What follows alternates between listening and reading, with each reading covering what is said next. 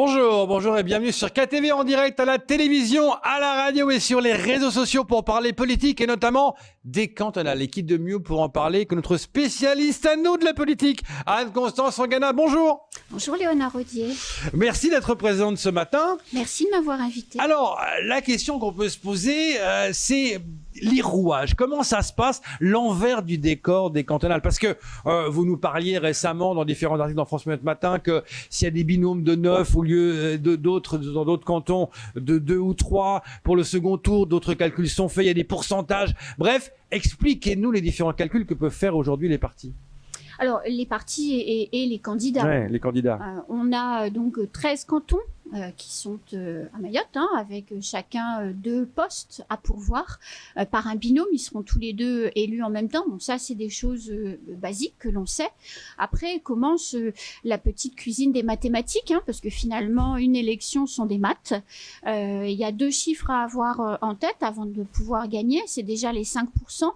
5% des suffrages exprimés pour pouvoir prétendre à ouvrir un droit à remboursement par le gouvernement, enfin par l'État plus précisément, des frais de campagne électorale.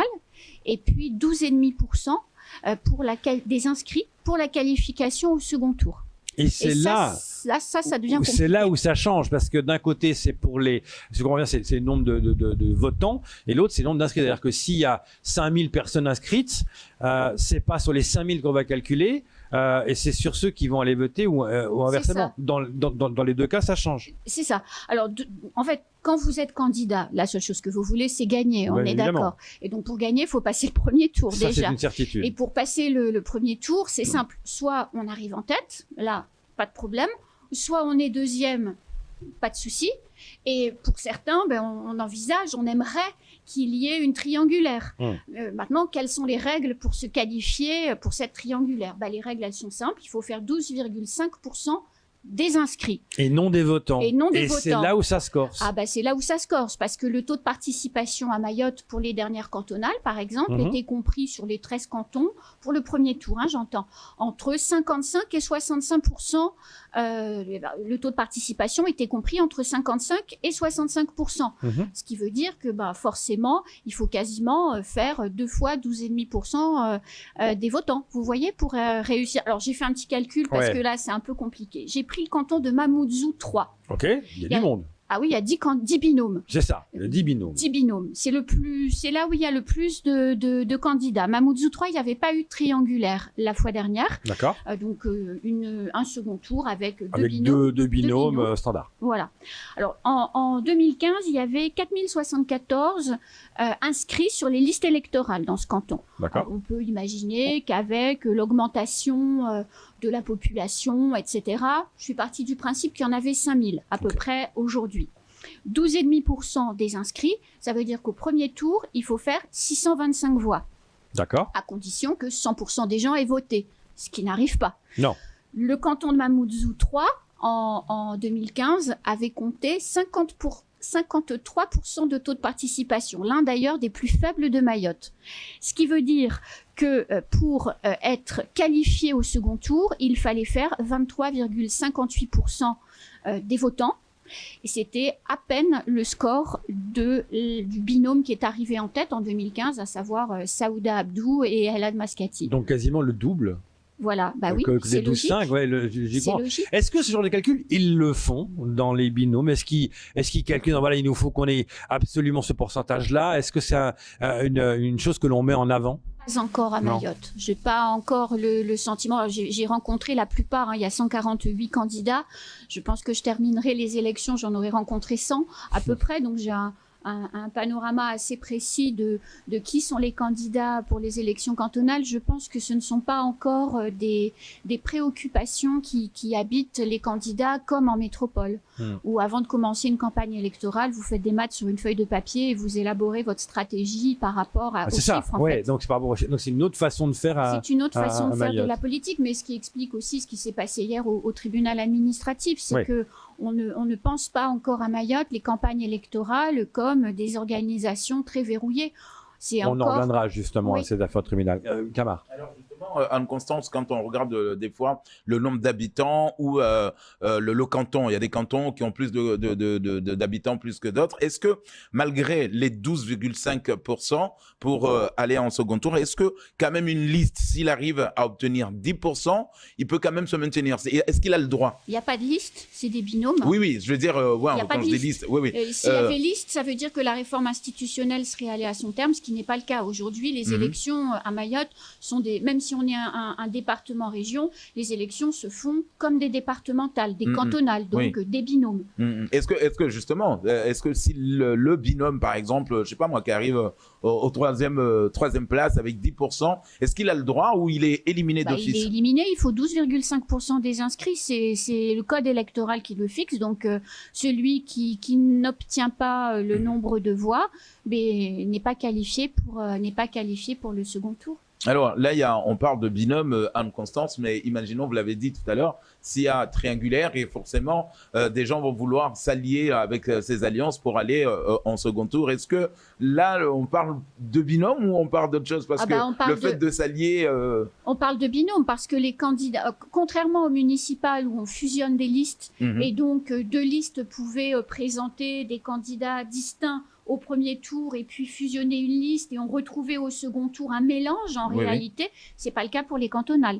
Donc, par exemple, je reprends l'exemple de Mamoudzou 3, 10 binômes, probablement, et je vois pas... Je serais très surprise qu'il y ait une triangulaire sur Mamoudzou 3. Il y aura probablement deux qualifiés simplement pour le second tour. Forcément, il y a un jeu d'alliance qui va se mettre en place. Mais le jeu d'alliance n'impliquera pas une modification des binômes. C'est-à-dire que, par exemple, le binôme qui est arrivé en 4e ou 5e position fera campagne aux côtés du binôme qui est arrivé en première position. Mais... C'est juste un boost pour permettre à ce binôme de gagner, quoi. Oui, c'est ça. On recompose les forces en présence, mais ça ne change pas, en tout cas pour ce type de scrutin, ça ne change pas les inscrits. Est-ce que le taux d'abstention peut jouer sur une élection, sur un canton? Évidemment, plus il y a de taux d'abstention, moins il y a de chances d'avoir de triangulaire. Donc forcément, ça favorise les grands partis politiques. Quand vous êtes investi par le MDM, quand vous êtes investi par les LR, quand vous êtes une figure politique locale, plus vous avez d'abstention, plus les gens qui votent sur une étiquette, en fait, vont aller voter. Et donc, vous maximisez les chances d'avoir des voix. C'est pour ça que, par exemple, sur le canton de Mamoudzou 3, avoir 10 binômes, forcément, ça favorise Ali de Brécombeau et ça favorise Sidi Nadjaïdine. C'est évident. C'est un peu la même chose quand on parle des présidentielles en France avec beaucoup de partis. Plus il y a de partis, moins il y a de chances qu'un cabas. On l'a vu avec Benoît Hamon à l'époque socialiste. Il y avait trop... La gauche s'est dispersée totalement et les voix sont parties c'est le même principe là pour les binômes. C'est exactement la même chose. Plus il y a de candidats, plus les voix s'éparpillent. Donc forcément, moins vous avez de chances d'atteindre le taux de 12,5% le fameux taux, forcément. Et donc forcément, les gens qui votent sur des étiquettes, en réalité, c'est-à-dire le candidat LR ou le candidat MDM, peu importe qui il soit, moi je vote pour le logo, ces voix-là, elles s'engrangent de manière automatique, alors que quand on commence à réfléchir aux personnes, les voix s'éparpillent.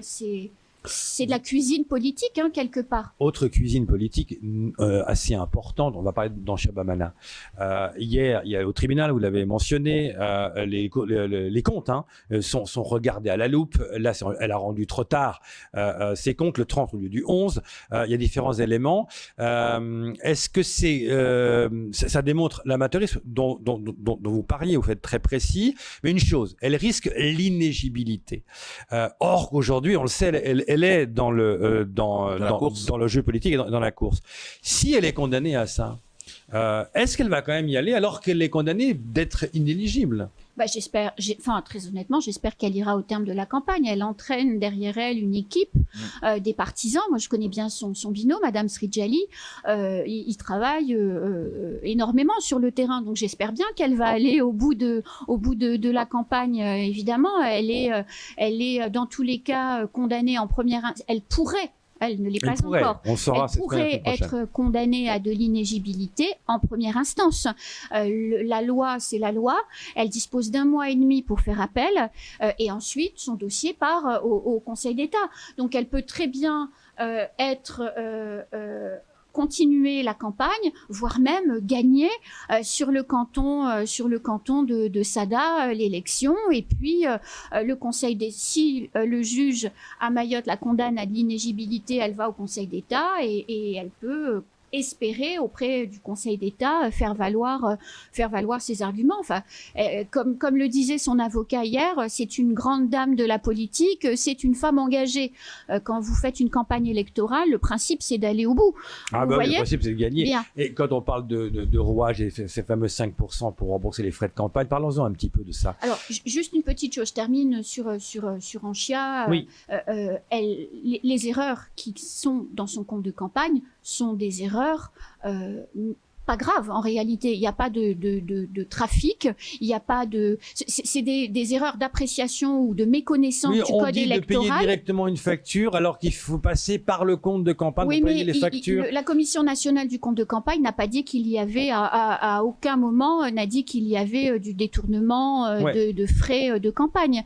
Elle a expliqué pourquoi elle avait payé directement sa facture. Si elle avait eu un bon mandataire financier, il lui aurait dit, Anchia, tu abondes le compte. Parce que on ne doit pas faire ça. Parce qu'on ne doit pas le Il y a faire. vraiment ça. Et puis les sanctions, elles sont connues. Et puis il n'y a aucune chance que la Commission nationale des comptes de campagne ne le voit pas. Donc c'était sûr qu'elle allait avoir un problème. La difficulté, et c'est un peu ce qu'explique France Mayotte Matin aujourd'hui, c'est que quand on fait une campagne électorale, plus encore que de savoir avec qui on part au combat, les 2 postes les plus importants, c'est le mandataire financier et le directeur de campagne. Parce que ces 2 personnages-là peuvent vous envoyer devant des sanctions pénales et de l'inéligibilité. Ça veut dire que c'est une méconnaissance de cette justice-là, Complètement, de oui. cette fonctionnement. Parce qu'on pourrait dire, moi je sais très bien tenir un cahier avec les entrées et les sorties. Oui, Peut-être mais le calcul que font certains candidats, dire voilà, moi je fais mon livret de caisse quelque part sans penser que non, c'est plus compliqué que ça. Non, c'est un petit peu plus compliqué Ouais. que ça. Et quand il est écrit dans le code électoral qu'il faut faire certifier les comptes par un expert comptable, c'est parce qu'il y a une déontologie dans la profession de l'expertise comptable et que celui qui met sa signature, il atteste que tout ce qui est écrit est vrai. Vous comprenez? Et quand vous c'est le cas d'Abdoulaniou Ibrahima à Tingoni, quand il dit le droit me dit que j'ai le droit de déposer sans expert comptable, il a une interprétation qui lui est très unique du code électoral en réalité. Alors, j'aimerais, Anne-Constance, qu'on parle de contestation. Imaginons le second tour fini. Oui. Le second tour fini, donc on a le vainqueur pour un canton quelconque. Est-ce que s'il y a un binôme qui s'aperçoit qu'il y a eu des irrégularités, ils veulent tout de suite contester, est-ce que on laisse quand même le vainqueur comme là, par exemple, ce que vous venez de dire pour Anchia, est-ce que quand même on garde le vainqueur et la personne engage la démarche administrative en attendant que ça soit jugé? Absolument, c'est un peu ce qui s'est passé avec les municipales. Si on regarde au soir du second tour, des listes sont arrivées en tête, elles ont fait élire leur maire, des exécutifs se sont mis en place, un certain nombre de recours en parallèle, puisqu'il y a aussi un délai pour faire recours qui est propre à chaque élection. Des recours ont été mis en place par des candidats et leur liste qui estimaient avoir été lésés pour différentes raisons. Et ensuite, la justice administrative se met en place. On peut prendre l'exemple de Kanikeli. Abdou Rachadi a été élu à Kanikeli. Ayouba Hassani Soufiane a estimé qu'il y avait des irrégularités. Il a monté un dossier. Il a convaincu le juge administratif de Mayotte qui a annulé l'élection. Le Conseil d'État va annuler l'élection et elle sera donc rejouée. Mais pendant tout le temps où la justice se prononce, celui qui est arrivé en tête exécute le mandat. Et le jour où l'élection est annulée, si elle l'est, eh bien, il y a une nouvelle élection, on appelle ça une partielle, une municipale partielle, une cantonale partielle, et le nouvel élu, le nouveau vainqueur, si c'est pas le même, exécute le mandat jusqu'à la fin de celui-ci, c'est-à-dire qu'il part pas pour 6 ans. Je prends un exemple, la D'accord. justice administrative, quelquefois, valide les recours. C'est le cas pour la commune de Kanikeli. Mais je prends par exemple la commune de Msangamouji. Le perdant a fait un recours. Le juge administratif a estimé que le recours n'était pas fondé et Oui. que Manrifa Saïd Ibrahima avait été élu totalement régulièrement et qu'il n'y avait pas lieu d'aller au-delà. Vous qui connaissez bien ces rouages politiques, quand vous voyez autant de binômes, est-ce que vous pensez qu'il y en a trop? Par exemple, 10 à Mamoudzou, est-ce que vous pensez qu'il y en a trop? Est-ce que vous vous dites, ça, ils n'ont aucune chance de passer, pourquoi ils viennent là? Est-ce que vous avez ce sentiment-là? Ah non, jamais je ne dirais ça. Le fait de s'engager, dans la politique, indépendamment de toute cette rigueur qu'implique d'être candidat, c'est avant tout une démarche citoyenne. Toutes ces personnes qui sont candidates, en tout cas toutes celles que j'ai rencontrées, ce sont des gens qui ont réellement une ambition pour Mayotte. C'est des gens qui mettent réellement ou qui ont réellement envie de mettre une partie de leur temps au service du territoire. Donc non, ils ne sont pas trop nombreux. C'est la manifestation de la démocratie, c'est le suffrage universel, c'est le fonctionnement de notre démocratie et de notre société. Donc non, ils ne sont pas trop nombreux. En revanche, je pense qu'ils ne sont pas assez nombreux à être informés des risques qu'ils encourent s'ils font plus de 5% et que donc qu'ils présentent un compte de campagne à la Commission nationale des comptes de campagne et des finances publiques. C'est peut-être là aujourd'hui qu'est le problème, plus que dans le nombre de candidats. Au contraire, avoir 148 candidats et 74 binômes, c'est signe que la démocratie à Mayotte fonctionne bien. Et ça passionne, les gens sont intéressés. Et surtout là, l'enjeu, cette fois-ci, est encore plus énorme que le précédent. C'est qu'on va parler du jeu des îles, il y a des investissements, il y a la piste longue, il y a plein de projets importants qui vont être gérés par cette nouvelle mandature. Est-ce que ça aussi, ça pèse beaucoup dans la balance? Ah bah évidemment, ça pèse beaucoup dans la balance et on se rend compte, et je me rends compte aussi en discutant avec les candidats, que de moins en moins, et surtout dans la plus jeune génération, on a, vous savez, cette vieille génération de candidats qui voulaient tout faire pour leur canton. Aujourd'hui, les candidats ont certes pris en compte 1, 2, 3 projets très locaux, mais ont une vision globale du territoire. Parce que les 26 qui vont être élus à la fin du mois de juin vont très peu finalement s'occuper des enjeux locaux. Ils vont, comme vous l'avez dit, s'occuper des enjeux généraux. La piste longue, ça concerne pas un canton plutôt qu'un autre. La régularisation foncière, ça concerne pas un canton plutôt qu'un autre. La mobilité, ça concerne l'ensemble des cantons et les jeux des îles, idem. Les dossiers à adresser sont des dossiers à enjeux territoriaux plus que localisés. Et donc, est-ce que certains pourraient se tourner pour voter pour des gens qui ont l'habitude plutôt que pour des gens qui n'ont pas l'habitude de gérer ces choses-là, parce que justement, ce sont des dossiers importants? Non, pas encore. J'ai pas encore ressenti ça. Il n'y a pas ce sentiment-là? Non. Kamar. Alors, j'aimerais revenir aussi sur quelque chose qu'on assiste souvent, Anne-Constance, que ce soit au municipal ou au cantonal, ces fameuses procurations. C'est vrai que chaque année, on a toujours une procuration mal remplie ou voilà un papier qui manque, et ça, c'est un véritable problème. Alors, les procurations sont un souci de partout, de Dunkerque à Kanikeli, en passant par Marseille ou Mamoudzou. La France entière a des problèmes. J'aime bien le... je vais du plus au nord au plus au ça, sud. c'est fait. Vous voyez un peu le territoire, c'est large. C'est large. C'est dingue. Mais oui. Mais la France entière a des problèmes de procuration qui sont un enjeu forcément important. Alors pour ce scrutin, l'État a pris des risques en permettant et en dématérialisant totalement l'élaboration de procuration. Je me rappelle qu'au municipal dernière, un maire dont je ne rappellerai pas le nom, mais ça m'avait fait beaucoup rire. Le maire était parti faire campagne à La Réunion avec une armada de militants. Le but du jeu étant de faire des procurations pour des gens qui vivaient à La Réunion, qui n'allaient pas revenir pour le scrutin, mais qui étaient inscrits sur les listes électorales pour pouvoir revenir avec des voix acquises en réalité. Donc forcément, le fait cette fois-ci pour ce scrutin-là d'avoir des procurations qui sont totalement dématérialisées, évidemment, pour les grosses écuries et pour les partis politiques qui ont l'habitude de ce jeu des procurations, forcément, ça doit travailler fort dans les permanences. Le rendez-vous est pris le 20 et le 27 juin. On sait qu'il y aura des conditions sanitaires aussi qui vont évoluer pour savoir comment voter. Tout ça sera précisé.